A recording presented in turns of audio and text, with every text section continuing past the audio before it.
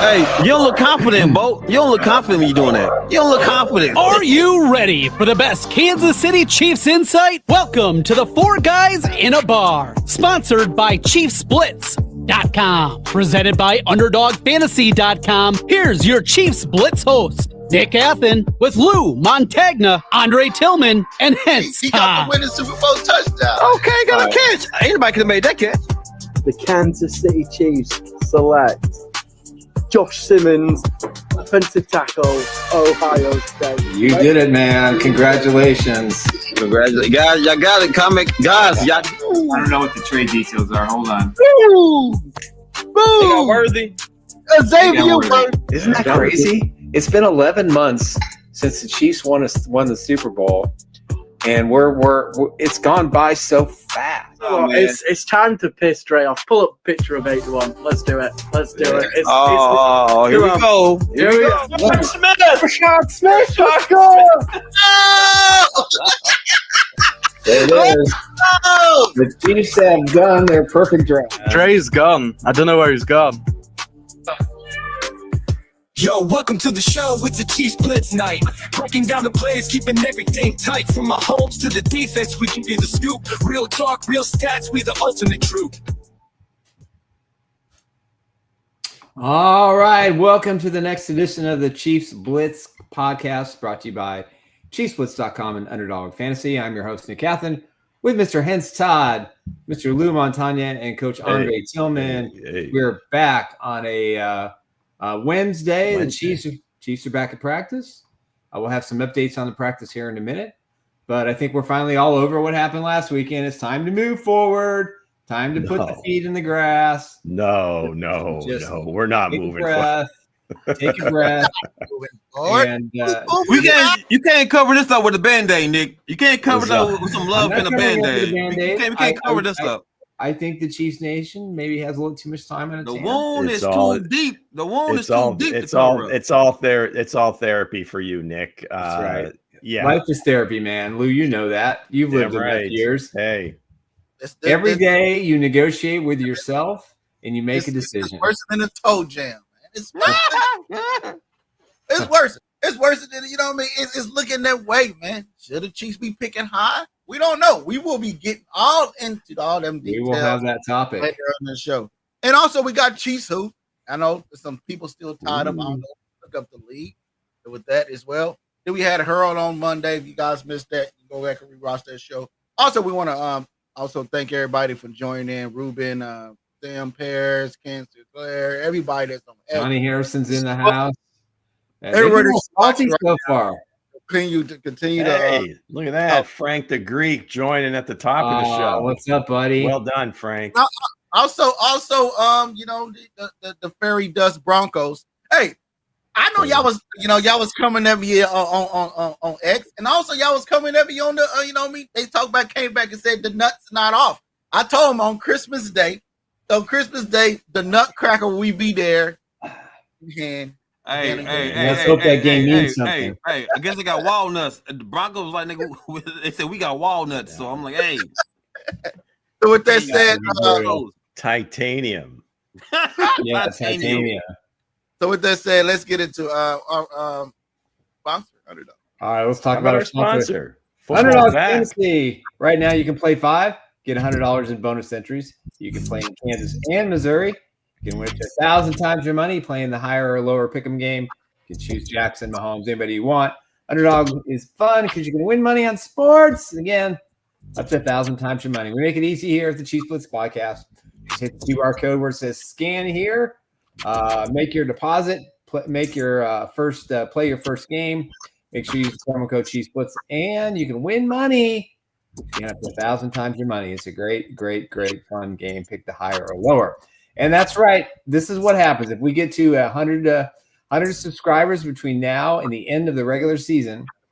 Then this is going to be a prize given away, a signed football from the Super Bowl IV team of Johnny Robinson, Lenny Dawson, Bobby Bell, Emmett Thomas, and Willie Lanier. It's free. Hall of Fame ball. That's a Hall of Fame ball. It's got a value of around $1,500. Comes with a case. It comes with free shipping, and another $100 value from the Super Bowl IV era. All we got to do is hit the number. We're making progress, but we still got a ways to go. So there you go. I want to thank Underdog for sponsoring us this year. We really appreciated the relationship. Back. So there you go. Yeah. All right. Before we start, I'd like to give a shout out to the boys in the press room today. I don't know what they had for breakfast, what they had, maybe in the lunch line there at One Arrowhead Drive, but they were on one. They were asking some of the questions we've been asking. Yeah. In terms of they just didn't have the season like this to ask those questions. In terms of scheme, in terms of Patrick, I think it was Seren Petro may have asked him if he preferred under center or shotgun. And of course, Patrick being the diplomat as ever, whatever it takes to win, man. So that was awesome. But hey, it was awesome. I mean, they were asking, as I'm thinking of questions to ask, they're asking him, and that was a first. So shout out to all those guys that were in there. Nate Taylor, I think, asked some questions. Seren Petro. Oh man, I can't think. Was it Vahe? Somebody, there was some others. Everybody, Sam McDowell, take a bow. That was awesome today. They were just sick of. They're just sick of the nonsense, man. They say, yes. Pete Sweeney. How can I forget Pete? On Wednesday, that's today, folks. Ahead of Indianapolis, the Chiefs say Kingsley concussion won't practice, but is doing well. Xavier Worthy tweaked his ankle, could be limited. And also, they'll just see on Xavier and see how that goes. I need to rest him a week.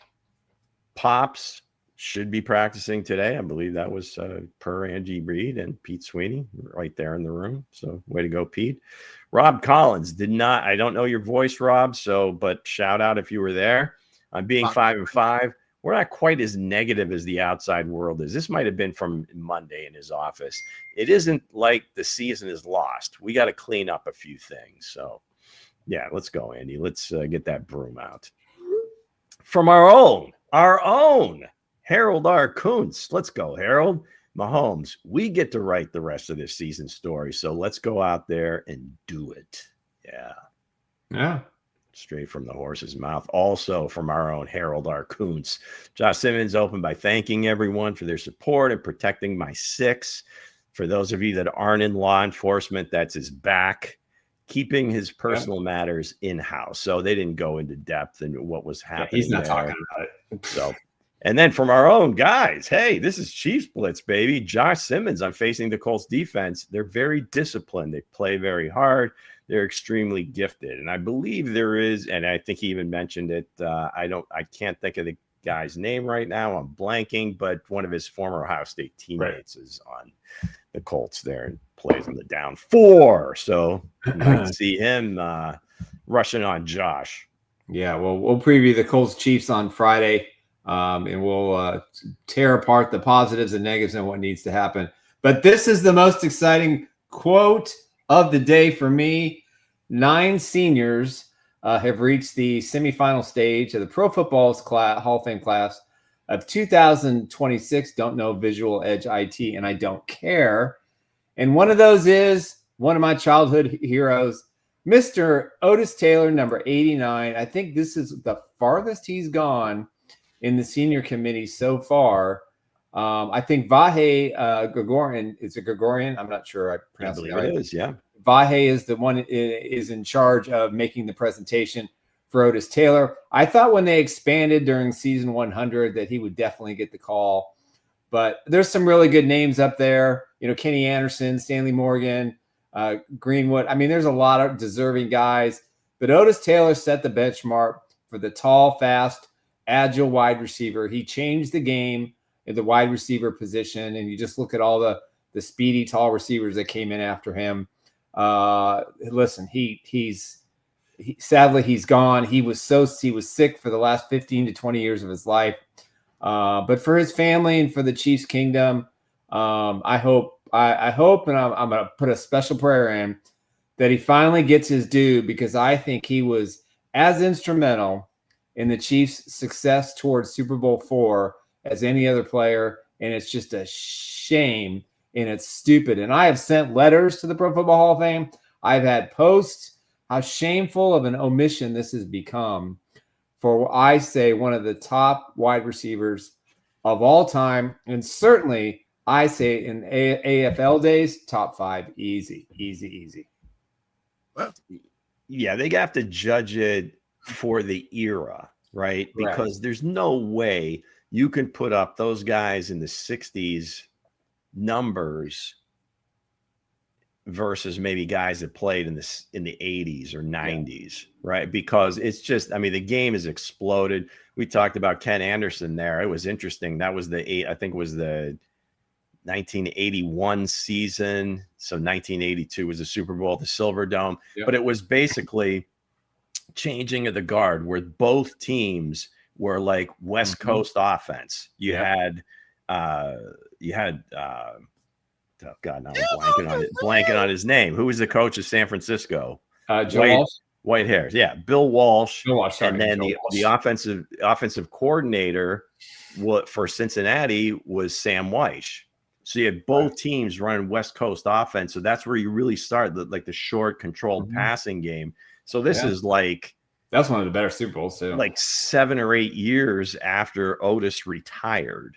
Yeah. So although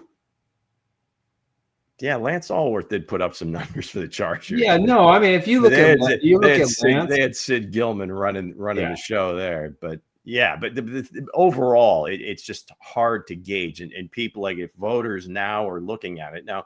That's why they created the senior committee, I believe, is just to really put things in context. And so many wide receivers are in, and every year it seems there are more and more that are eligible that are deserving.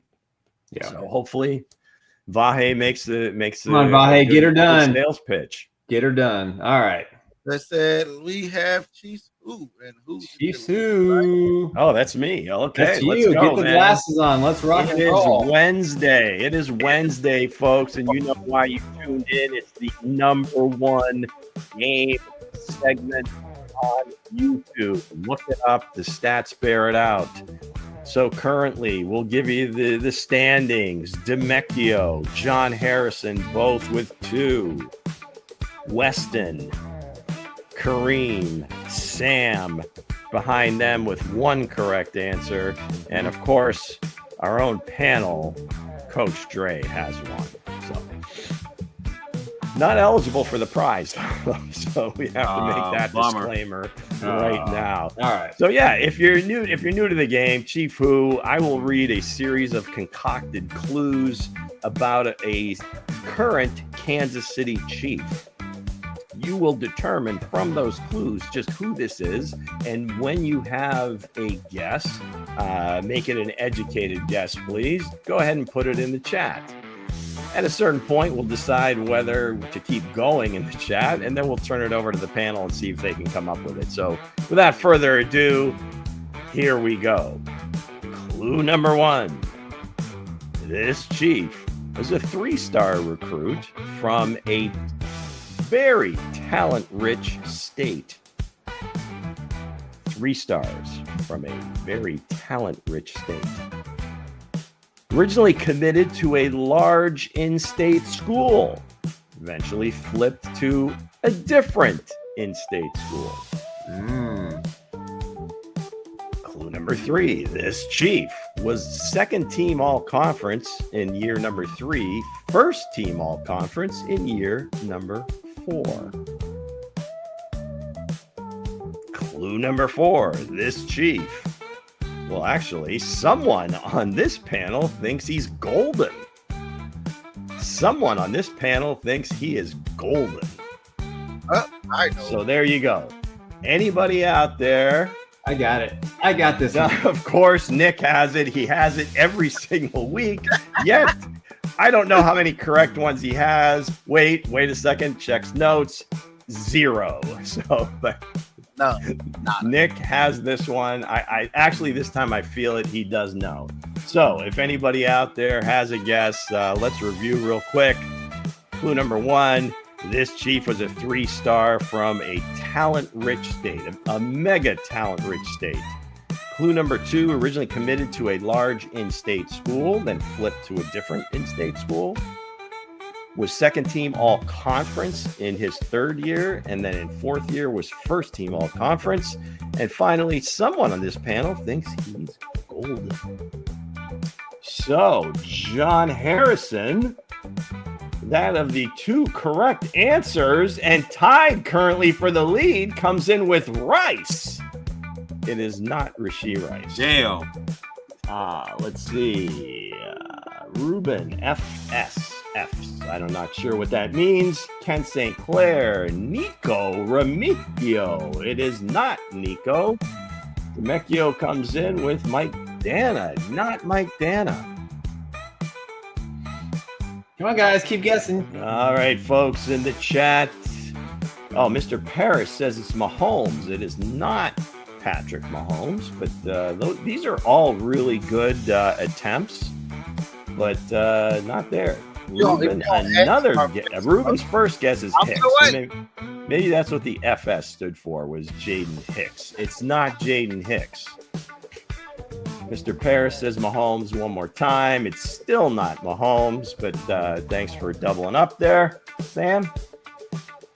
All right, so going once, going twice, going thrice. Okay, we're going to turn it over to the panel. Well, Nick knows, so we're going to let him go last. So, well, if one of you guys guesses it, I'm not going to know. Exactly. I'd say certainly you've worked with me long enough to know how this goes. Well, I'd say Hensley, who you got? It's got to be one golden, man. He haven't played yet. TCU. He's the only golden jacket kid haven't played yet. So Jared Wiley. It had to be says it's Jared Wiley. Excellent guess. Right there. Demecchio still throwing darts. We're done. Demecchio, you guys had your shot. Josh Simmons, not Josh Simmons. Nick, I'm sorry, Coach. Who you got? Jalen Royals. Jalen Royals. That's really good. Not Jalen Royals. Nick, we've eliminated a lot of guys now. Did we eliminate the guy you thought it was? I'm doubting my decision right now, but honestly, how about Leo Chenal? Leo, come on, Nick. Leo? It is not Leo, but hey, that's again excellent guess. Everybody knows my affection for one Leo Chenal, but 3-star from this talent-rich state was the state of Florida. He originally committed to the University of Florida, flipped to the U, was second all-conference. I don't know if he was a kick returner at that point for Miami, and then he was first team at SMU. And of course, you all know that I believe this kid is golden. That's right, gang. It's Brashard Smith. Good one. There you go. Mr. Paris, after 17 guesses, gets Brashard Smith. A little late, Mr. Paris. He had it before you said it. That's what we had already cut off the crew there, but we do appreciate everybody playing along. You got to eliminate a lot of people through our guesses. That's usually where it cuts off. But anyway, yes, this week's Chief Who, your friend and mine, and kind of the star of our intro, Brashard Smith. Yeah, we should be the star in the damn field. Let's go, Brashard. Chief Who. Andy. No one asked that question today, Nick, because that was the other one. It's just Brashard Smith's usage. I don't get it. I'm at a loss. I think we're going to learn a lot about the Chiefs this weekend. The starting running back is out. A guy you've had on the shelf for 10 weeks beforehand. Okay, we're going to run out Elijah Mitchell. And between the two of them, 0 carries. And I don't know how many snaps Brashard actually got. Right. It's inexplicable. I mean, if you're putting him out there for those snaps, you got to be comfortable enough with him to play. Yeah. So why not give him more? maybe he gets a little bit more comfortable with what you're asking him to do. Well, maybe it's the coach. Luke, can you tell us why they should use him? Express your feelings. Why they should use him? Because they don't have anybody with as much juice as he has coming out of the backfield. Okay? Well, he's obviously a pretty damn good pass catcher. Mm-hmm. When they run outside zone, he seems to gain yardage. Again, it's a very small sample size because they haven't given him the opportunity. I haven't seen him blow any pass protection assignments. I don't know if they've given him. The other guys. I don't know if they've given him any. But if the running game is going to be limited to begin with, and you're kind of admitting that just by the sense that you're only had 13 handoffs, why not give the kid a shot? Give him like 4 or 5. He can't do any worse than the other guys. So, and Pacheco had a brace on his neck. I think it's just from a juice perspective. If he breaks the line of scrimmage, there's a chance he can go the distance. I don't know if they have anybody else on the roster that can do that. Potentially Pops. We've seen him break a couple of long runs in his career, but nothing's post-injury. So give him his Joe Delaney moment. This is the 24, game. Man. Joe Delaney moment. Right now. Let's do it. Let's do it. All right. So with that said, we want to thank everybody for joining. Everybody that's joining right now on Facebook. I thought I was reading something. Facebook, YouTube, X. Go ahead and comment on me. This game ain't just for people on YouTube. It's for you as well, man. You could have commented and got you a prize. And what was that prize again, Nick? Because we still haven't seen the prize. I don't think we've seen the prize. You've seen it. Where do we see it, Nick? In my dream. It's in the Chiefs shop right now. So go to the ChiefsBlitz.com, hit /shop, and one of those items that's in there is going to be yours. Look at Nick. Look at Nick driving traffic to his little Gotta store. Go to ChiefsBlitz.com /shop. All right, Preston McClintock. Preston McClintock. Can you throw that back up there? At what point do we just tank for a better draft pick? Because I fear making the playoffs and losing in the first round and a bad draft pick. Well, Preston, I don't think it's in the DNA of this team. I don't think it's in the DNA of these players. I don't think it's in the DNA of this organization that they're just pack it in. I don't know. Are you gonna sit Patrick down? Do you really think that's gonna go over well? Who else? Hey, you know what? And then if that happened, it's the character of the team would be diminished. Like you don't want to do that. That's not what the Chiefs are, man. Right, because you've got a Hall of Fame coach, you've got Hall of Fame players out there. It's not like they're getting run out of the building when they do lose. Right. I mean, I appreciate the question. That's certainly something that I think some teams consider. It would be much later in the season for sure.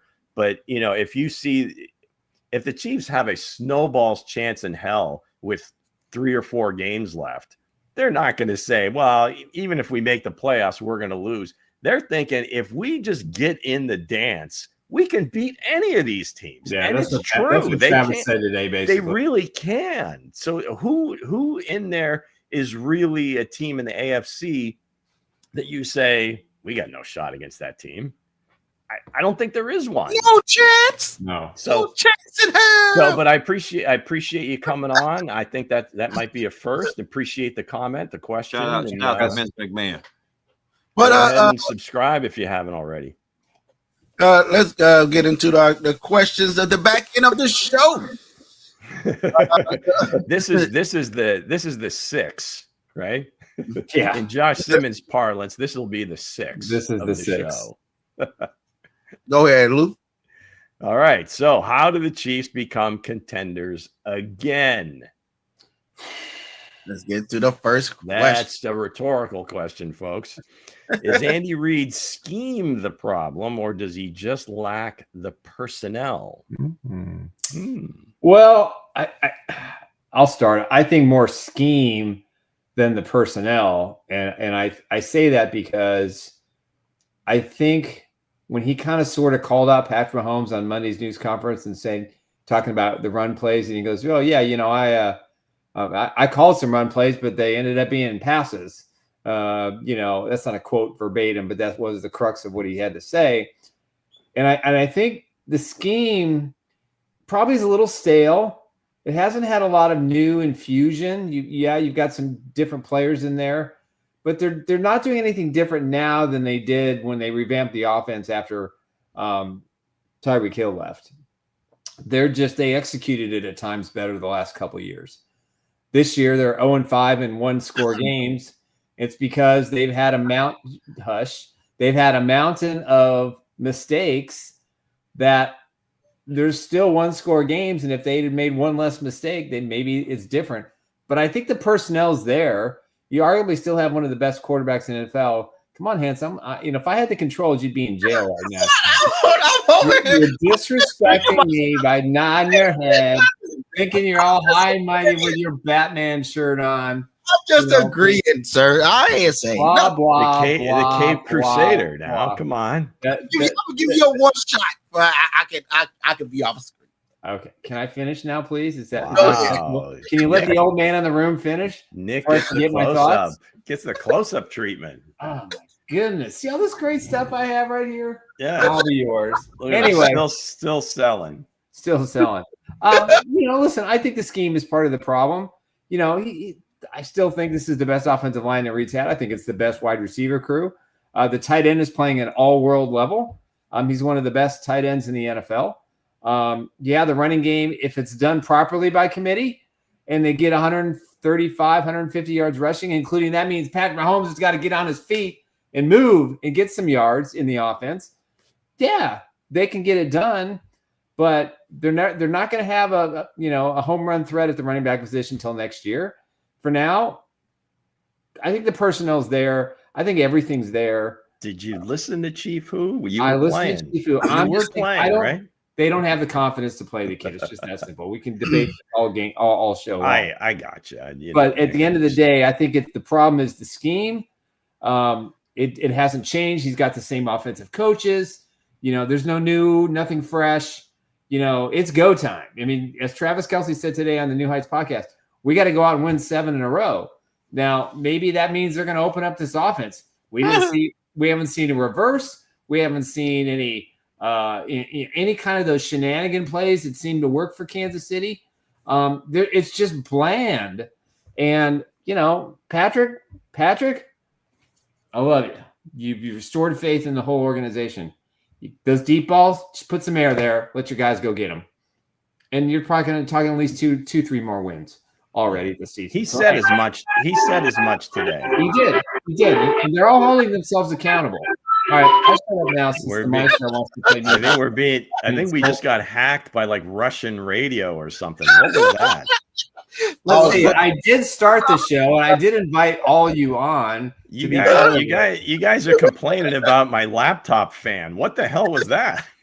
Office to roll, but again, I agree with Nick. It's the scheme. It's the scheme. And it's only one scheme, man. It's only one scheme. We didn't see this with Eric Bieniemy was here. I know everybody was saying, "Hint, stop it, don't do it." But hey, it is one guy that is in Chicago, and Chicago is looking good. He's the running backs coach. That's his the running backs are looking good. And what are we missing? I would love to have him as a running backs coach. That's it. The problem on offense is what? The running backs. Hey, guess what, Hense?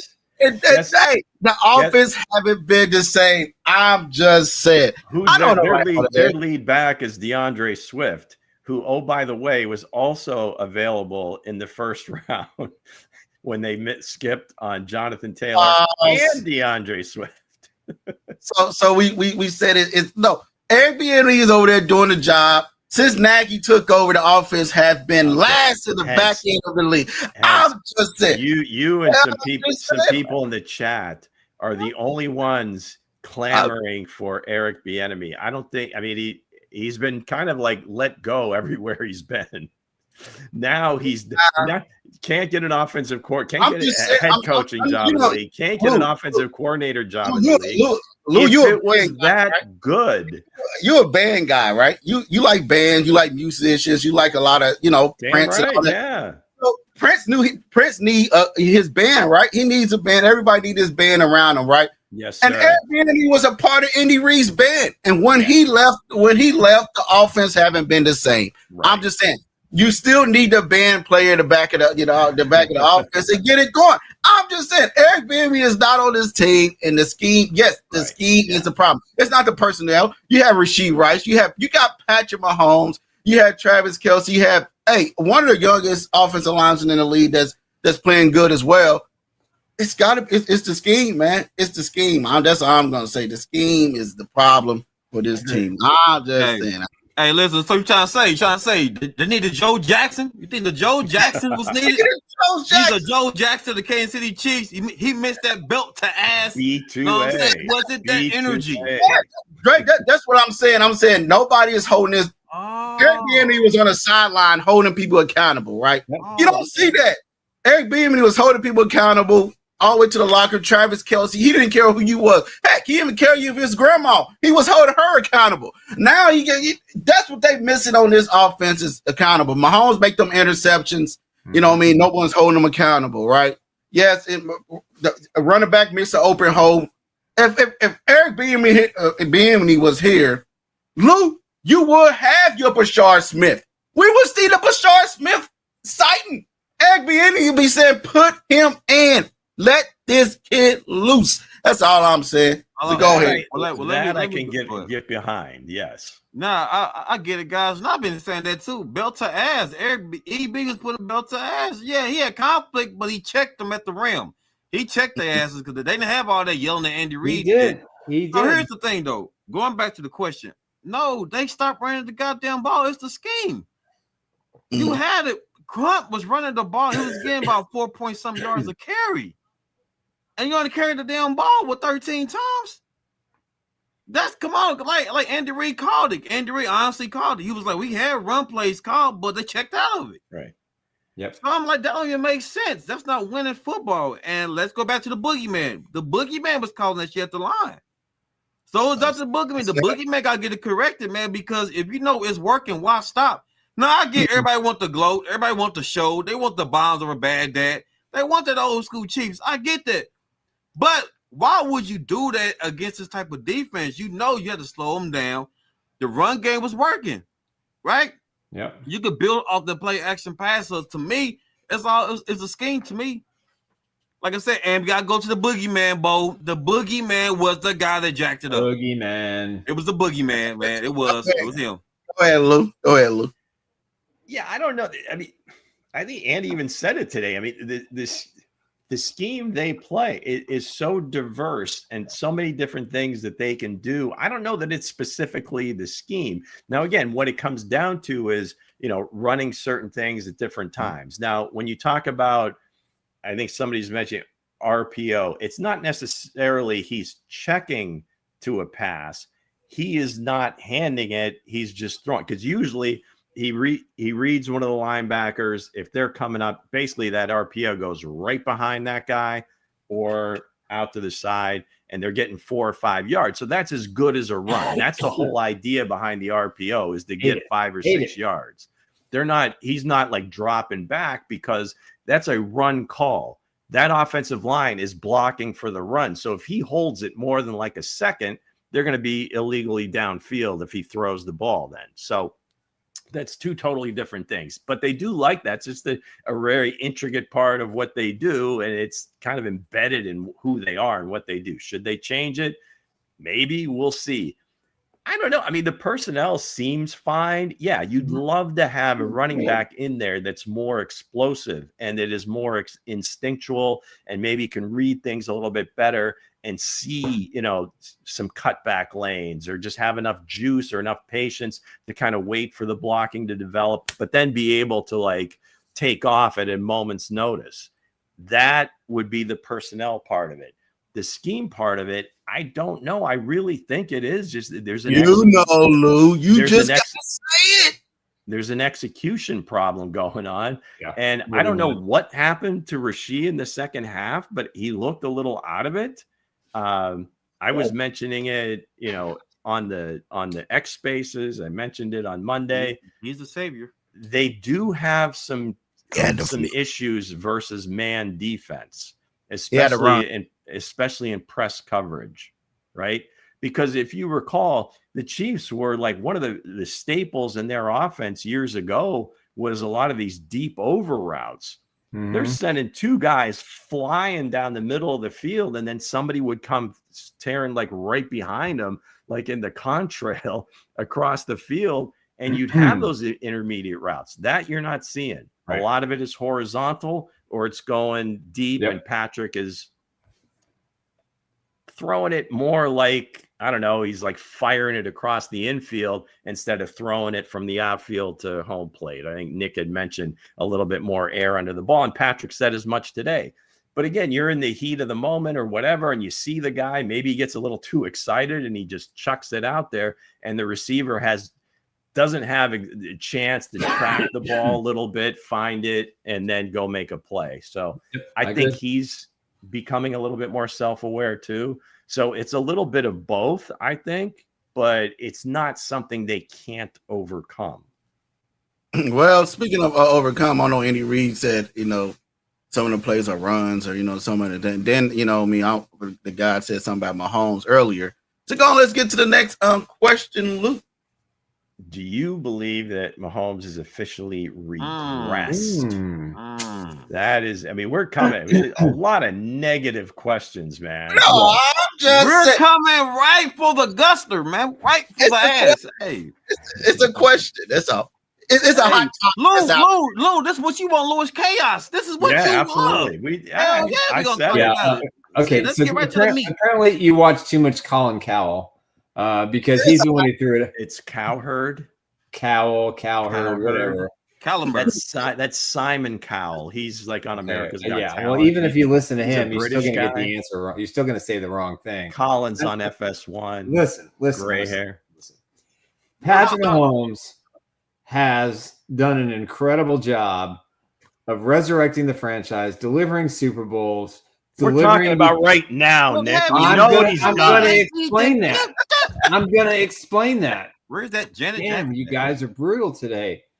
Yes, we're on one. You know, just to go saying a time at being. No. We need you. We need you for content. Come on, Nick. Nick, I have enough coffee for this today. I didn't have enough coffee. For nobody else is getting a single. I'm telling you that. Jeez. Wow. All right. Listen, to answer your question, no, he's not regressed. He's just missing some opportunities. He's got the weight of the world of the Chiefs kingdom because he's been so damn good that they just expect him to go out there and be great every snap, every single play. And I'm telling you right now, I've said it 1,000 times and I'll say it 10,000 times. I can count on one hand 5 games where Patrick Mahomes has played great for 3.5 to 4 quarters. He has had to struggle. He's had to fight. He's had constant rotation of players and personnel. He's got a coaching staff that just doesn't do enough to make him the quarterback that we all have put him in this bubble. He's not regressed. He's only 30. He's the focal point of everything they do. Absolutely.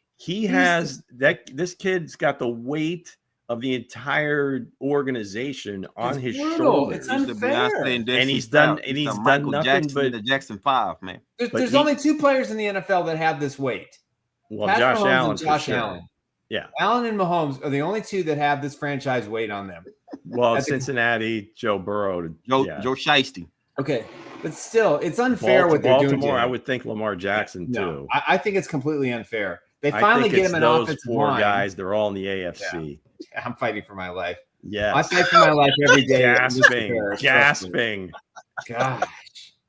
Just finally, after all my dental work, it's kind of like I don't have any pain today. And these guys are like, hey, that's all. I should have made you pay the bill the first time we went to the restaurant. Nick was preaching. But again, man, I don't think he regressed, man. The boogeyman never regressed. Everybody takes shots. What? The boogeyman. The boogeyman never regresses. Okay, so you answer. No, he never regresses. No, he never does. So I agree. I agree with Nick. Yeah, he is the boogeyman. 7-time champion.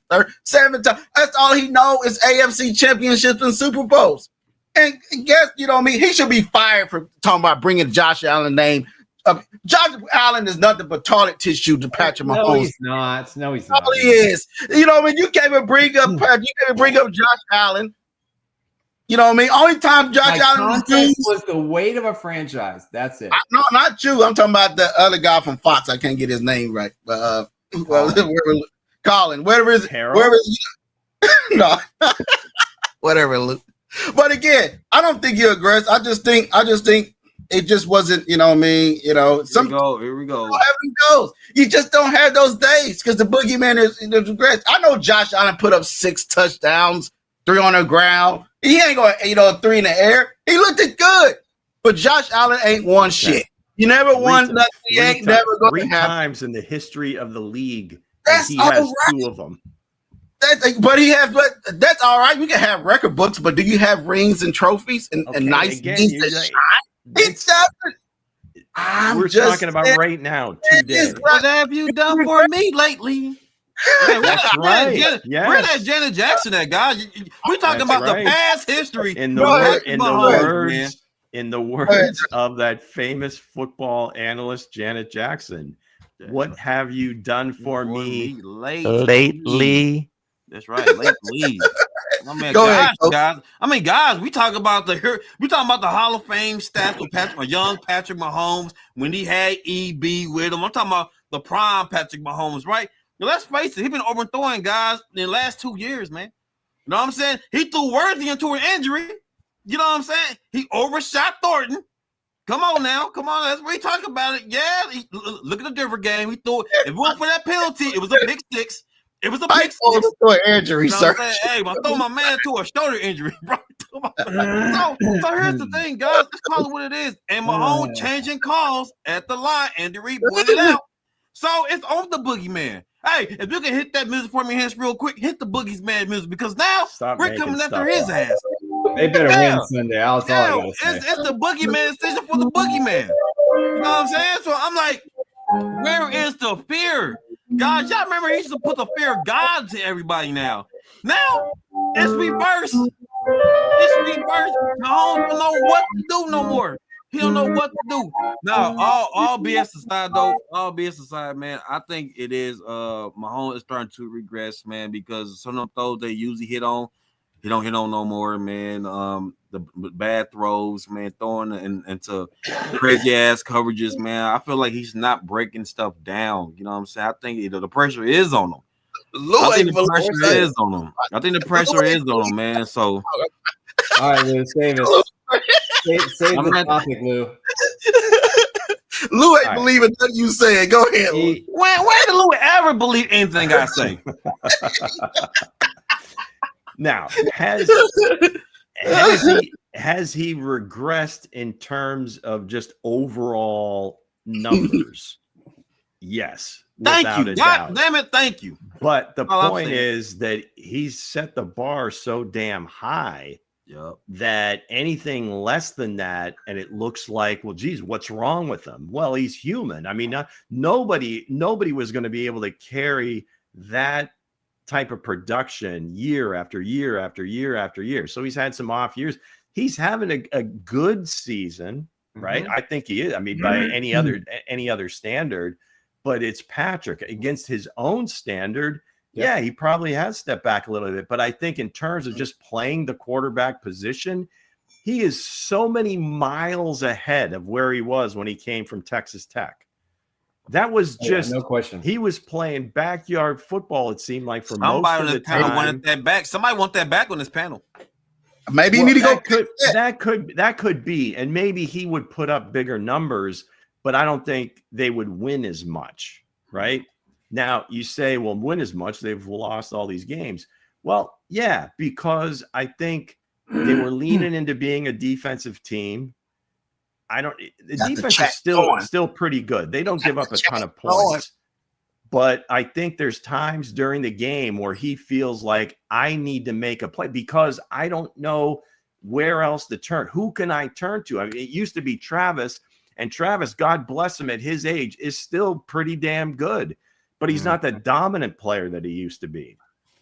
We're looking for these young receivers. We're talking up Rasheed as being a top 10 That's receiver in the BowTie's league. guy. And he, the first couple of games back, he's like, okay, a lot of volume there, whatever.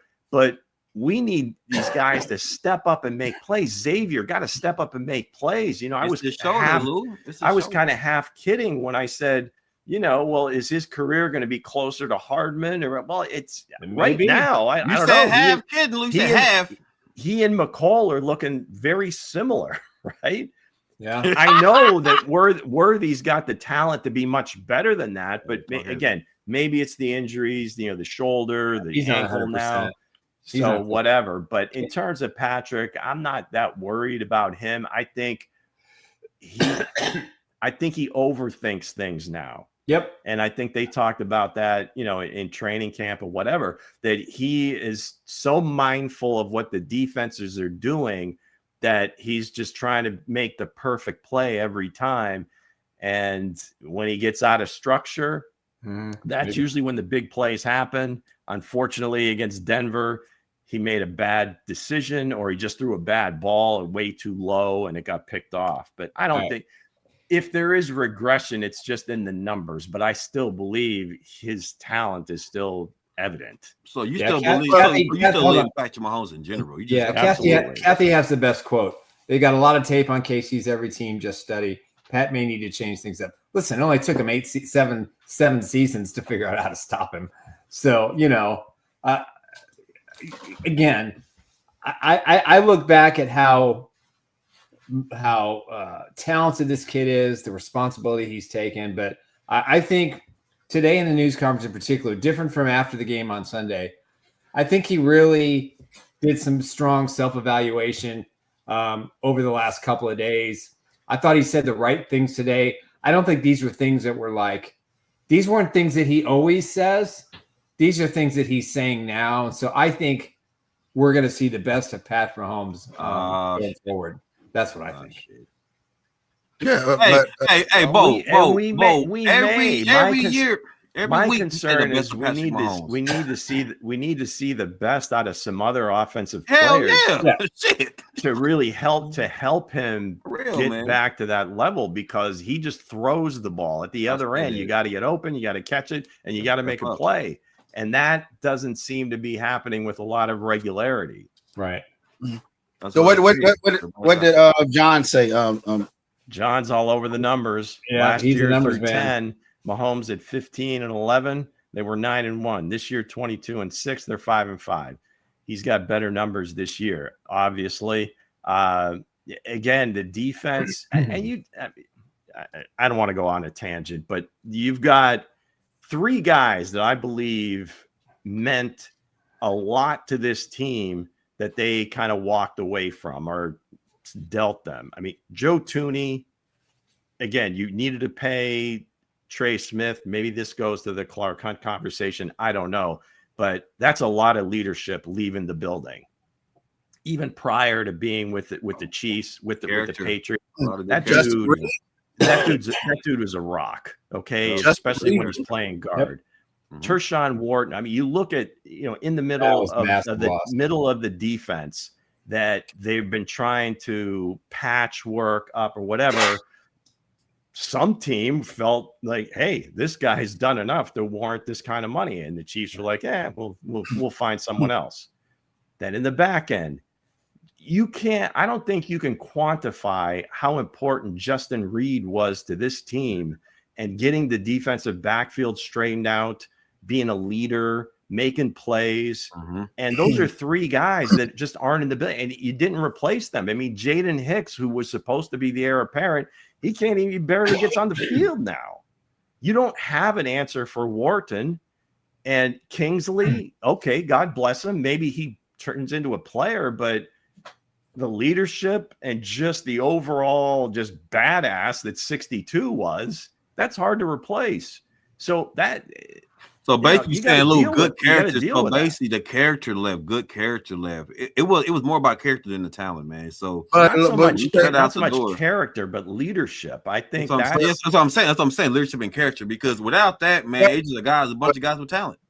When all those people left, So that leads right into the next question. But that's every team. That's every team. Was Brett Veach's failure to acquire a proven top tier?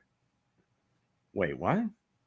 Was Brett Veach's failure to acquire a proven, top tier blank, like he was fair to blank? Who was that position that is? Well, we all know what you're going to say. It's going to be running back. Okay. It's going to be running back. But you're not giving up the number 2 pick. You're not giving up a number 2 and a number 6. These questions are like a guy who could be like a golf tee for Hense, right? put the ball on the tee. It's set up. It's alley-oop for Hense. It's alley-oop for him to go. So Brett Veach's failure to acquire blank.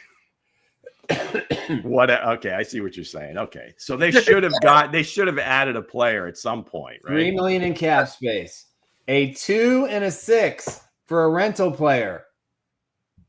You don't do it.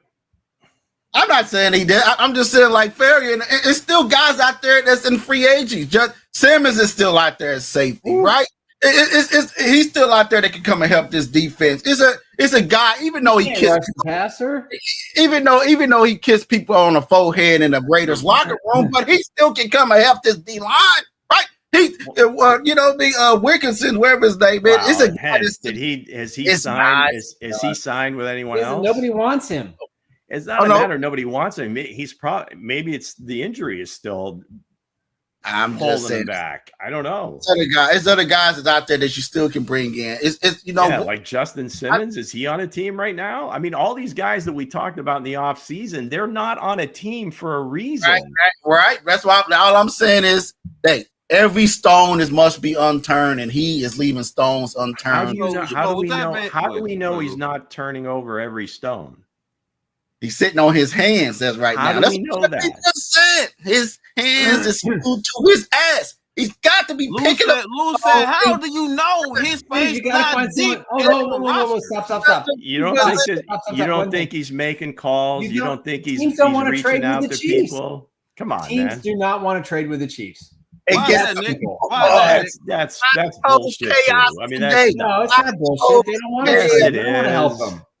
Unless they're going to overpay, every GM is looking to help his own team. They don't. I mean, when it comes right down to, unless it's somebody in the division, then maybe to some degree I would agree with that. But if the Chiefs are offering you a fair deal and you're going to say I'm not taking it because they want them to pay, they want to pay for their success. That's why it was a 2 and a 6 for arguably the best running back that was available in the trade market. I think nobody else stepped up with it. Banking on what they have, and just banking in April. I think she's banking on which means they weren't really wanting. They didn't really want to trade the guy. Yeah, I don't think so. Not after they made the other 2 deals. Once they traded Sauce and Quinnen, I think they were fat and sassy. They got all the picks they needed. Now it's like, if you want to overpay, we'll trade you this guy. That's why it's difficult for the Chiefs to make deals with some of these other teams. And it's not so much they won't trade with it because it's the Chiefs. It's because usually those picks are at the bottom of each round. Yeah. Somebody made a Howie overpays. Howie pays more. Go ahead, Joe. Hey, he said no buying the they don't want to trade to the Chiefs because the teams are still trading to the Eagles. Teams are not going to trade with the Chiefs. AFC teams are not trading with the Chiefs. The Eagles are stacked. So what's the excuse? Yeah. Well, I think as far as Howie's concerned, you may think trading a third round pick, the violence that they get going. Third round pick. Bill's character. Well, this is grammatically incorrect. I mean, I hate to be an English teacher, but I have no idea where that was going. What is that? But the reason that Howie's able to make moves like that is because he plays the draft into the future. They had 3 third-round picks. So you may think trading a third-round pick for Jalen Phillips was expensive, but he had 3 of them. So, okay, fine. There's a thing that you might have too many draft picks because you don't want to draft 15 guys. You're not going to have spots for them. So he trades for a veteran. He still has 2 third-round picks. It's basically a freebie. So what you're saying, he's not losing them. We really So- ain't losing nothing. And then some of the other deals that they've made have worked out. One, AJ Brown. Okay, they traded a first-round pick for him. Like Big the deal. Eagles organization is ran Now very he's well. now he's a little bit of a headache because Jalen Hurts tends to hold the ball. a Doesn't little like too him. much. So anyway, I think I guess the question is here is that Brett Veach failed by not acquiring a top tier blank. Yeah. You You just just had care what player it is. Just anybody top tier. it's anybody. But let's get to Well, the next. obviously you have somebody in mind. Go ahead. He didn't re-broke the question now. I just said anybody. I named. I said Simmons is still out there. Still people out there that's still top tier. But you said it wasn't because they know he'll been on somebody else's team. So you already Exactly, answered. or they would have brought him in. Those guys much earlier. Those weren't to be traded. Now trades aren't easy to really do unless you've got some ammunition. They only had a few picks. You're probably not going to, people aren't looking for players at this time, especially if they're making those types of trades. They're unloading contracts and just trying to get cheaper. You don't want an existing paper. So. All right, question of the day, Lou. Is the dynasty effectively over? Damn, that's deep. Okay, there's a few people in the media that I absolutely respect for every word, and one of them is That's Kay a Adams. short list. That's a short. Kay Adams spent 3.5 minutes today talking about why it's the stupidest thing ever to count out this team and to think that the dynasty is dead. They're having a bad 10-game stretch. They've had bad 10-game stretches before. They're 5-5. And I'll make my whole point about why I think the Chiefs, and yes, I've done a little about face now that I'm cooler and calmer and more focused. I didn't know that. 2 years ago, the Buffalo Bills came into Kansas City. I think they were 5-6. Right. They had to win out to make the playoffs. They beat the Chiefs that day, and they ended up being the number 3 seed. And of course, Kansas City beat them in the playoffs. Preach. The Chiefs are at a place right now where their dynasty is still intact. Everybody seems to forget that Tom Brady went 10 years without a Super Bowl. No one's questioned their dynasty for 20 years. Nobody's even talking about that. If we don't get it this year or we miss the playoffs or whatever, 1 season out of 7 or 1 out of 8, come on. The only thing about the Brady stretch is they never had like a really bad year. Right. I mean, even the year that he got hurt, I think Pollard from the Chiefs took out his knees. I think they changed the rules. Year, yeah. They changed the rules after that year because Brady got taken out the first game of the season, and they ended up 11-5 and missed the playoffs. Mm-hmm. Yeah, I'm not saying they were in the playoffs every other year, but I think they were pretty much in the playoffs every year. I only think they missed it once or twice. They just didn't. Wasn't the flake? And the flake game was another year. They didn't have a stretch like this. Yeah, right? No team has. I think there was somebody had a tweet out there today. I don't know if it was somebody in Kansas City or whatever, but if you totaled it all up, Patrick in 1-score games, including playoffs, is 54-23. It's pretty good. 5 of those losses are this year. So it was 54-18 coming into this year, which is just so ridiculous, right? He's never lost 3 games in a row. Mm-hmm. And you look at some of the greats. Breeze, I think, was like 9 times. Brady, it was like 6 or 7 times. Like all the greatest quarterbacks, they have a big number of times that they lost 3 games in a row. This is the first time. So no, the dynasty's not over. That may be in a little bit of a hiccup, step back a little bit just because of the way this season's going, but still everything they want is in front of them. I know people get sick of hearing that. Okay, when they're going to start winning, because now it's almost like you have to go 5-2. They just been spoiled. Five, People five, spoiled, and, man. we are 5-2 at worst to make the playoffs. So I don't know. I think 6 at a minimum. That's just my opinion. I think 10-7 gets you in. Well, you know, a lot of people looking at the Colts game, right? And a lot of people overlooking the Cowboys for some reason, odd reason. I don't know why. I wouldn't. You know what I mean? But again, it depends. You know what I mean? Is the dynasty effectively over? I don't think so. Because you still have the boogeyman, and no matter what Dre say, the boogeyman is out. The boogeyman is still there. He's still wearing number 15. His jersey number ain't changed. You know what I mean? Hey, his game ain't never changed. He's still there. He made some ball. We got to see those eyes turn red and laser beams. You know what I mean? He's still there. The Superman, like the superhero, I like to compare him to. I don't know if y'all watched. What is it? What's his name? Homelander. You know what I mean? I don't know. He's on Prime. You talking about Captain Planet? Homelander. He ain't Captain Planet. Homelander is a different beast. Homelander is unbeatable. He's unstoppable. He's undefeated. Nobody can take him out. You know what I mean? They are trying to find his weakness. He don't have a weakness.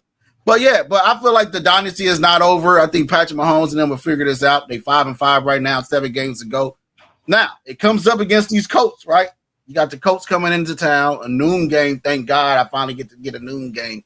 I had to wait all day to watch football. But yeah, they coming in at noon. Then the Thanksgiving Day, if they can't mess up these 2 games, the dynasty is not. He has a mental issue. Homelander definitely has issues. That was a bad comparison, man. I haven't watched the last season yet, but yeah, he's got issues. Homelander is good. Is that Billy Bob Thornton? I thought that was Landman. Homelander is that was a bad. And then the way the season going. Homelander is part of the TV show The Boys. Mental awareness of the game. Oh, okay. All right. That was pretty great. And his weakness is milk. So shit, shut up, dude. But go ahead, Dre. Go ahead. No, listen. How do you beat that? The dynasty is not over, man. The dynasty really ain't over. You know, besides the mental issues, the dynasty's not over. You know what I'm saying? It's not over, man, because remember, a dynasty is the collective, man. Like, this is one season, man. You know what I'm saying? A lot of great teams, man, a lot of great dynasties, man, had these type of seasons, like the New England Patriots, you know. No big deal. Even if they don't get to the playoffs, the Chiefs are still a dangerous team going to next year still. You know what I'm saying? Like, the Chiefs they're going to regroup. So now the dynasty is not over, man. This team is built. Homelander do have the best powers, though. You know what I mean? Man, he's mentally disturbed. He is mentally disturbed. Maybe that's part of his power, superpowers. Damn. He just doesn't care. Go ahead, Lou. It's on you, Lou. Go ahead and take it, Lou. Well, I think it seems like everybody's always racing to be first with something. So it's like, well, I knew it was over at this point, and that was it. And it was me. I told you, or whatever. Like, you don't know that. There's no way. Right. You also have, I guess, a segment of people that still remember the Super Bowl. Mm-hmm. And that just looked horrible. Yeah, I mean, that's where this all started. That could not have been a worse scenario, worse outcome. So that's kind of, everybody's looking for the crack in the armor, right? And that was the crack. And now it's just kind of being, it's opening wider and wider now. And pretty soon that crack is opening wider. Pretty soon the patient is going to bleed out because it's open so wide. But no, it's just. It's just one of those things, right? Because you're not going to be able to win all those. That's the thing, is it's just so ridiculous what his record is in 1-score games that you're always going to regress back to what the typical average is. And if you look at any other quarterback in 1-score games, it's going to be like 50-50, maybe just slightly winning and some slightly losing, because again, the difference is so small. So again, they're right. It's just hard to listen to every week when you hear, there's little things we have to fix. And it's just one thing here and one play here and one play there. Fix So, them already. Go fix the damn thing. Already. They're Yeah. putting band-aids on this stuff, guys. They're not trying to use stitches. They're using band-aids. You're gonna find And the out Sunday. blood is leaking. You're gonna find out Sunday if they fixed it. And you because know I what? think the Every time you the hear attitude- Sunday shit, man. the attitude is oh, all damn. different now. So And we I all think know they get it. Spags, right? I'm blaming on that boogeyman. He's music, gonna man. he's gonna try to make he's like Belichick, all these older guys, they're gonna try to make you left-handed. So they're gonna come out, they're gonna play base defense for most of the game. Those three linebackers are gonna be tasked with not letting Jonathan Taylor bust the line of scrimmage. Hey, we'll check this out, Lou. So Danny Dimes, it's going to be on him. Now, does he pull a Pittsburgh and turn it over 5 or 6 times? I have one more question. Oh, Or damn. does he Okay, get one more better? question. Because, hey, Martha out here cooking. I'm just saying, Why man, is we it- got why- to pay attention to Martha. Martha's cooking, man. Like, we Why gonna talk is about it- everybody else. why- Martha, your boy got you, man. Why I is it want so? Martha to cook. Why is it so extreme? It's either elite or it's fraud. Hey. I heard this out here earlier, and somebody wanted me to ask this question, so I forgot. All right, He no just- problem. he just No, I'm just saying. I mean, text message and said, "You forgot my question." just I said, leave "Okay." it from that. Just the question could just be: is the Chiefs' defense elite? And then let everybody have at it. Go ahead. Nick. I don't even know where to go here. I think the Chiefs defense. I think this is an area, especially on that defensive line. They don't have anybody to help Chris Jones, and Karlaftis is getting double teamed, or he's continually going outside instead of going inside. They're relying too much on Chris to break a double team and get back there on that infamous 3rd and 15 play. They basically rushed 3 guys, and Bolton was more of a spy. You can't be successful playing that kind of defense. Nope. What was strange to me about the defense, I don't think it's elite. I don't think it's a fraud. But what bothered me was in the first quarter, they blitzed and they went after Bo Nix. Yeah, they And did. in the fourth quarter, in the last 2 drives, they played passive defense on 3rd down. They had the wrong personnel on the field. There was a false start on the big play at 3rd and 15. It should have been called. But when you got a guy pointing like this constantly, the ref's not looking at the guy moving. He's looking at the guy pointing.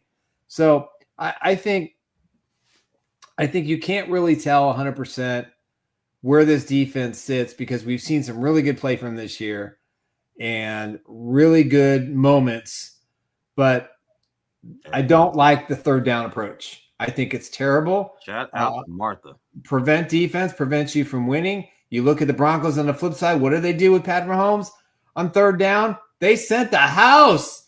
If you'd have sent the house against Bo Nix on that 3rd and 15, I guarantee you he would not have completed a pass. Ooh, so is Spags the problem?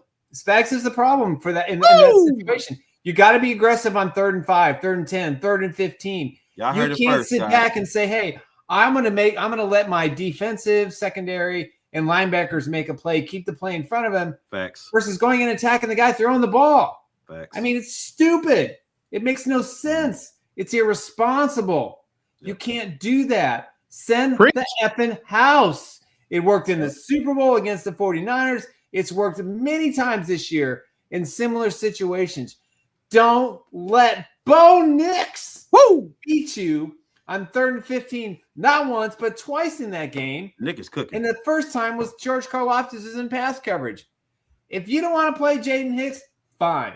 If you don't want to be aggressive with guys that have the speed to go after the quarterback that can't cover, fine. But you can't sit back and not be aggressive. The Chiefs must go 7-0, and this defense has to hold opponents to 20 points until this offense can show it can score 24, 25, 30 points again. So for right now, the defense is not elite. They're not a fraud. I'm in the middle of the 3 dots there. But you can't continue to fit a square peg in a round hole when it comes to the defense. Spags is a Hall of Famer. He's going to be the first defensive coordinator to be inducted into the NFL Hall of Fame. He's got 4 Super Bowl rings. He's probably going to have 5 before it's all said and done. Dude, attack. Hey, You get beat by the blitz. come on. It's better than getting beat when you got 8 guys trying to cover 3. Mm-hmm. And you can't cover any of the three. Hey, you can't win a fight if you don't swing. But I have to say, man, the defense is elite. Oh God, It's elite. See that? This is why I'm gonna say it's elite. You gotta let me give a thing. This is why I'm saying it's elite. For the past 2 years, hell yeah, talking about he is. this year, dude. We're not talking about. Hell yeah, he's trolling. Hell yeah, he's trolling. the last years, they've been holding this team down. They won the last two Super Bowls. They the reason we got to the Super Bowl last year. There you go, John. You tell him, John. You tell him, John. I'm telling you this. I don't want to see George Kalafis in coverage no more. I don't want to see Drew Tranquil in coverage no more. He looks like Terminator out there trying to cover somebody. I don't want to see that. But other than that, man, I think it is elite. And I mean, they still holding teams out of the red zone. They still not, they not getting blown up. The defense is not getting blown out. I'm just saying. Hey, Sam said you need to be medicated, man. I thought you Homelander got mental issues, man. Yeah. And it started from the root. It started. You was a new Homelander, you know. Hence is Homelander. Hey, Does Homelander have like? Does Homelander wear like a uniform or something? Does he wear like a costume? He does. He's an American flag. He's you American. Gotta get one of those. You got to get one of those. He's about the most anti-American there is in TV. But honestly, man, the Chiefs defense is not elite because they don't have a legit pass rush. Whatever. Every defense have a legit pass rush. Do they have a Pro Bowler this year? You tell me who. Shit. I was just being funny. I do agree with Nick, though. Go ahead. I know you was trolling, Homelander. Hey, so listen. But honestly, they don't have a legit pass rusher, guys. And Nick, you just said it, there's no Pro Bowl on this damn defense, especially on the front. You know what I'm saying? So it's like I'm not leaning towards fraud, but they're playing below average of what we're used to with the Kansas City Chiefs. Right. You know what I'm saying? So, like I said, Chris Jones is really he had a sack, guy. You know, I've been on his ass. He had a sack against Denver, but I was like, consistently though, Chris. He can only do so much, dude. I get that too, but Nick, you pay him all this damn money. He doesn't have He doesn't have a nose tackle. He doesn't have another defensive end that's getting to the quarterback. We're all relying on him. It's not fair. It's the same reliance they have on Patrick Mahomes. But that you getting paid all this money, Nick. You're getting paid all this damn money. Ain't no excuses. If you can't win rushing 4, you rush 5. That's like Trent McDuffie can't cover a call. Like Trent I don't care if he play bad. It doesn't matter, dude. Bad. You know what I'm saying? You will bang the drum on Trent McDuffie. He's talking about he ain't physical enough. He's not going to be a Chief next year. You guys need to get spit guards for those mics. Come on. I got no spit on my screen. I'm good. Hey, listen. Whatever, Lou. What the hell? I'm 1,000 miles away and I'm feeling the spray. Damn. Real talk. All I'm saying, real. First off, hold on. I gotta give Martha a shout out here because she's been coming strong with some really strong takes about Patrick. I love it. Now, I think a lot of what you said is true, Martha.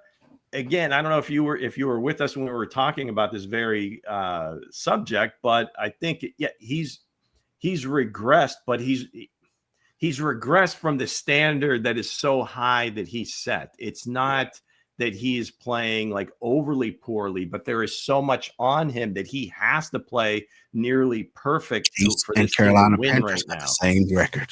But Martha, damn, excellent takes. Love the passion. I love it, Martha. Come back every show. We love it. Welcome to the bar. As far as the defense right now, here's the deal. They're still in the top 5 in points allowed. And at the very core, that's what the Chiefs are trying to do. Okay? They're trying to just basically keep the score at between like 18 and 20 because they're playing to a great offense. Yeah. And right now, so the offense is kind of lagging right now, and the defense doesn't look as good because they're not shutting the other team down. I don't know that they've ever been built for that. Now, I would say maybe 3 years ago, they were really good across the board, right? That first game against San Francisco, the defense at the end of the year was elite. Right. And then slowly but surely, you take away players like we talked about, and you can't. And if you're putting a lot of money into some of the offense, which is primarily just Travis, He gone. the offensive line, and so forth. So, okay, if we're going to answer questions, I'll just stop. Go ahead. That's what the people saying. That's what the people saying, man. That's what the people saying. No, just answer the questions. You don't need to talk over. Don't talk over me. Go ahead. Sorry. That's what the people saying, man. Hey, hold on, Lou. Hold on, Lou. You talked over Nick. You talked over Nick. No, I'm You talked over Nick. I'm saying keep going. If there's stuff out there, go ahead. Okay, I'm just saying you talked over. Because I'm just saying again, the defense is not elite. It's not terrible, but I think they do what they're built for, and that's really just to hold the other team under like 24 points. Yep. And I think they were before the Denver game were giving up like 18 and change, maybe between 18 and 19 points a game, which I think if you told the offense before the games that defense is going to give up between 18 and 20, we're going to win pretty much every game. Yeah. So they're not elite. They're elite. They're not elite because they don't take the ball away nearly as much as you'd like. Right. They don't sack the quarterback as much as not even close to as much as especially Coach Dre would like. Come on, man, talk about it. Hell yeah. And again, we talk about George. I said they paid him like he is an average defensive end or maybe above average. They didn't pay him as elite defensive end. They know what he is. He does what he does, and I think he's actually playing well. Yeah. Now, in certain formations and some of those defenses, he has to drop into coverage. That's not on him. That's just the way the defense is designed. That can never happen again. When is Bossa gonna get some looks, maybe they overestimate their pass rush. When I say they, Spags, and maybe they also overestimate some of the safeties in coverage. They're not that great in coverage, the safeties. We know that, right? And they're not that great at getting to the quarterback with 4. So I do agree with the sentiment that, especially Bo Nix, you rush. I mean, you get him, having to make quick decisions. It's ugly. We've seen it for weeks, right? Exactly, yeah. We saw it on the first series where Shamari came clean and almost knocked his head off. And he just threw it. That could have been picked off. So yeah, get that ball. Yeah. So basically, which I'm saying is from that game, it was kind of a Spags' fault in that game because he didn't take advantage of Bo Nix. Well, a few play calls. I'm not going to say like it's his fault they lost, but there was a couple of calls that I'm sure he would tell you too. He wished he had him back. Yeah. I don't know what he was thinking on that 3rd and 15 because that's kind of. Maybe he was trying to fool them because they're expecting him to blitz because he always does. And he's like, okay, fine. We'll show you. I'm going to drop in coverage and see what happens. And Nix had way too much time. Way too much. I could have made that throw. Somebody sent me a question on X. They asked, well, who are to blame for the penalties? The players or the coaches? Which one are to blame? Players. Well, the coaches can only do so much. I don't, are they? You talked about Eric Bieniemy. Maybe that's one thing that they might fall a little bit short on, but I don't know this for a fact.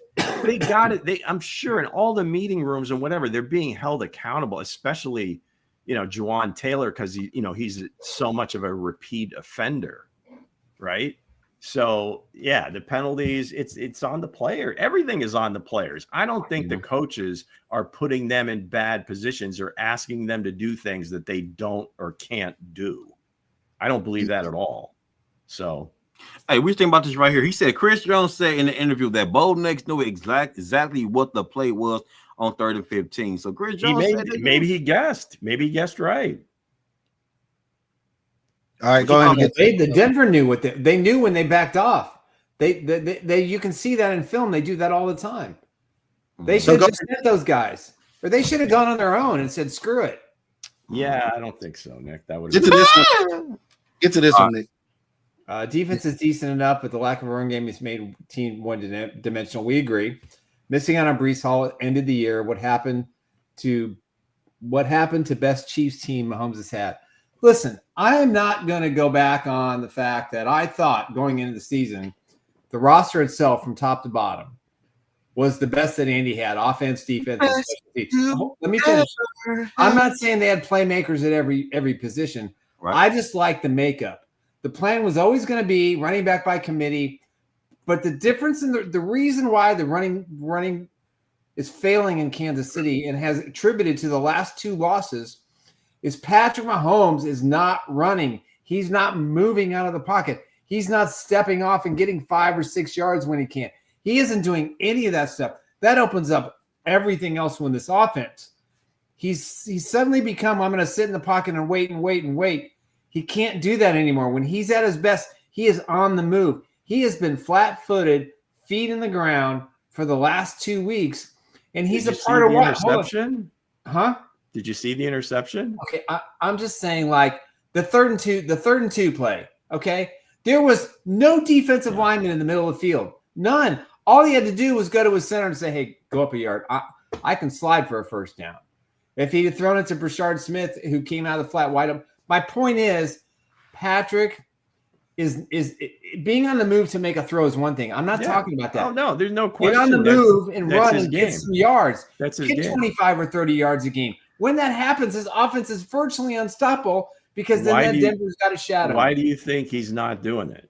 I think it's because he is trying to make a play so bad, and he's trying to fix a bad situation or a bad dream. The pressure's on him to win. He knew it was an important game, but the last 2 weeks, we're not seeing vintage Patrick Mahomes.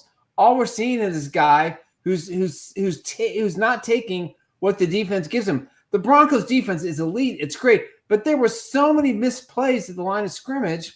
And when you're doing this stupid RPO offense, you know, when you're giving away what you're doing based on your personnel, Patrick Mahomes has got to say, screw it. He's got to be more mobile in the running game. He's got to get that 5 yards or that 10 yards or that 15 yards, you know, to stretch, move that defense, then come back with a haymaker down the field. But when he's stagnant running the ball because they don't have a Breece Hall, and again, it was a 2 and a 6 and not a 3. They don't have that kind of running back right now. They didn't trade him, so that's part of it too. They basically, you want the no one else type of Mahomes. You want that Mahomes that play fun. Go out there, have fun, play. They're not having fun. He has not had fun playing football the last 2 weeks. So early in the season, he was running a lot, and some would say maybe too much because he was like hitting people, lowering his shoulder, and I think that was kind of a thing. So I think just with anything else with Patrick, I think if coach gets in his ear and says, let's watch, you know, running so much. The other piece was at that point, he didn't have his full complement of receivers. Now he does. Now, again, this is just a theory. I don't know this to be a fact, but now he's got his full complement of receivers. My job is to get them the ball and they make the plays. I hear what you're saying, Nick, as far as, hey, if you got an easy first down, take it. You want to go ahead and take it. Yeah. But I think sometimes he gets caught in between, like maybe I'm doing too much. We say that a lot about Lamar when he tries to sit in the pocket like way too much and prove to everybody that he can beat you with his arm. Lou, you just said it right there, Lou. I'm not saying that's man. Patrick's thinking, but what I'm saying is sometimes Patrick is trying to either prove a point or just kind of take into the coaching. Maybe they're saying just watch it on the runs. I don't think they're telling him not to run, and he's overcorrecting, right? I think he's overcorrecting and just not running at all, hardly. So yeah, there's definitely something to that. I don't think there's any question. Some of his biggest plays come either from him taking off and running, or when the first play breaks down and then it's Patrick getting out of the pocket. That's normally when the fun starts. But it should be interesting to see if they get any of those plays this week. Yeah, we'll see. We'll see because they got a tough game coming up this Sunday. Must win. It's a must-win game. Do not play that damn boogeyman music. I think that's what's going on.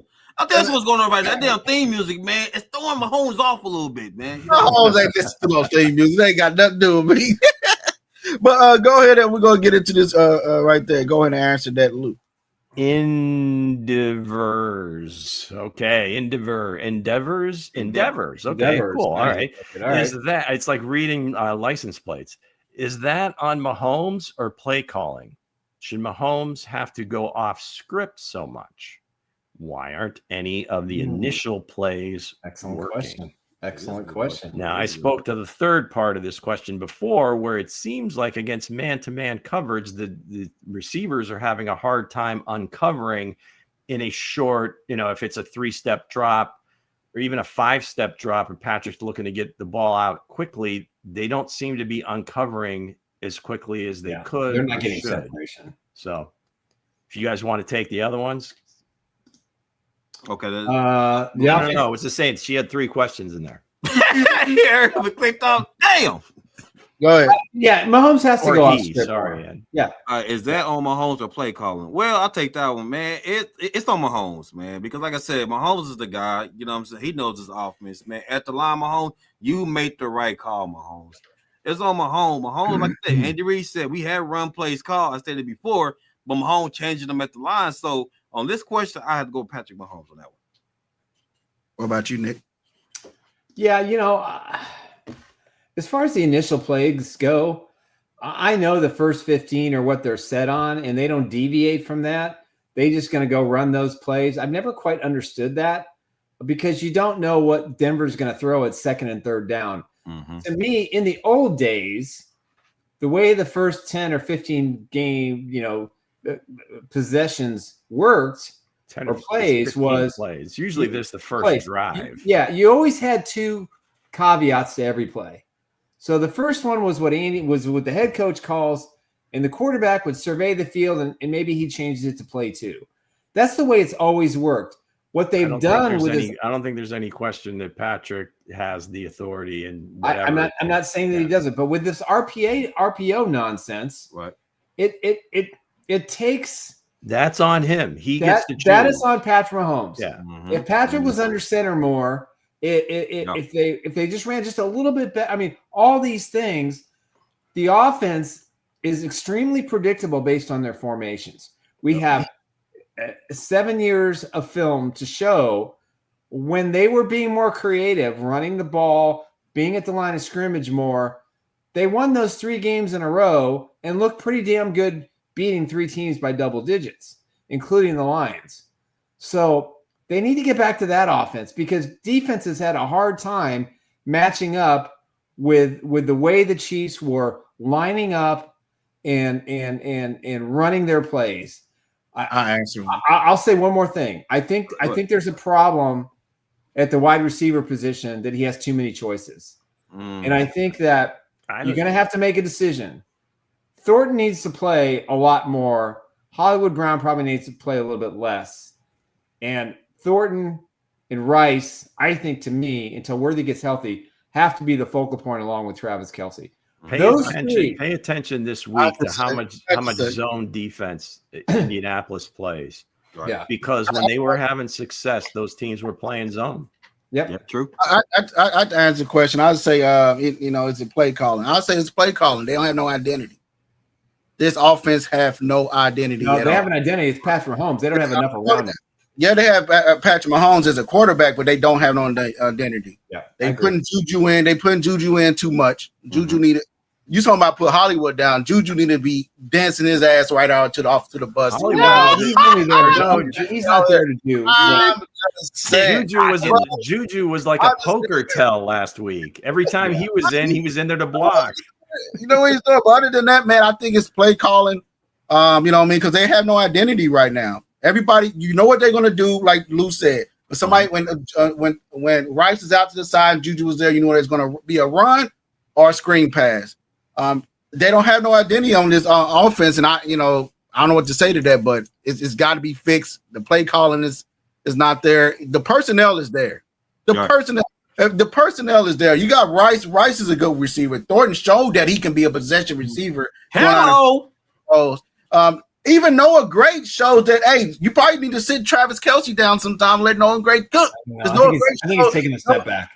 Noah Gray shows what he can do as well. And Bashar Smith shows that he need more reps. So I'm saying as the play call and the personnel is too much loyalty to the guys that actually like Juju and other guys as up front. You gotta let some of these guys eat, man. You gotta Royals. We ain't seen Royals yet. We seen Royals what he did in college. You know, we see what he did in college. He was eating up stuff, and you ain't seen him out there yet. So I'm just saying, it's got to be. I mean, I didn't look at the inactive. He was inactive again this week. Yeah. So here's the big problem for the Chiefs. Mm-hmm. And I think all these takes are spot on. We all know the players that need to be on the field and the guys that need to make the plays. The problem is the coaching staff has to let them go because there is no tomorrow. There's no more next game. There's no more, you have to look at these games. There's no margin for error left. You can't have 11 penalties and 10 penalties a game. You can't have a $25 million right tackle line up off sides where everybody else seems to line up properly or line up at the wrong place at the line of scrimmage. You can't have receivers running routes when it's 3rd and 5, 25 yards down the field. I mean, there has to be they have to for the love of the game, Nick. You gotta have that guy taking the safeties back. I understand that, but on 3rd and 5, you get 6 yards and you live to play 3 more downs. Lou, I've watched this game twice. There was plenty of time. There was plenty of space. If you call a 6-yard pass, odds are you're going to have to come back to the ball. I hear what you're saying, but at the end of the day, to me, whether the plays being called and all this other stuff, again, I don't know that these guys really – they do have issues getting off of press coverage. That seems to be prevalent to me. But at the end of the day, anybody that's on the field, the players have to make plays. I don't want to say it doesn't matter what you call, but the player has to make the play, whether it's getting separation, whether it's making the catch, all the different things, all those parts to it. Somebody has to step up, and it has to be more than one guy. Yep. Ooh, that's a good point. Regardless of how they call it, I still trust that Coach Reid has all the bases covered. He's seen more defenses, called better plays than anybody in the league for a long time. You got some different theories out there, the way they play in terms of McVay's people and Shanahan's people, but they build their teams around the run. I think Coach sticks with the pass part of the West Coast. I think he's got a good point. It's the identity of the Kansas City Chiefs, gentlemen. They don't have an identity there right really now. isn't The RPOs are starting getting old. People trying to figure that shit out. So it's like this. Thornton's been cooking all season, right? He just needs equal opportunity, right? So the thing is this. Patrick Mahomes has to really settle down and be the Patrick Mahomes that we know and love. Be the gunslinger. Just Patrick relax. Mahomes. Yeah, just be like like you stated, Nick. Go back to having fun again. Enjoy the game again. Have fun again. You know what I'm saying? It's no fun when you got Nick Benito breathing down your throat. Hey, listen, I think Patrick Mahomes is tight in the ass right now, guys. You need to loosen up, man, and have some fun.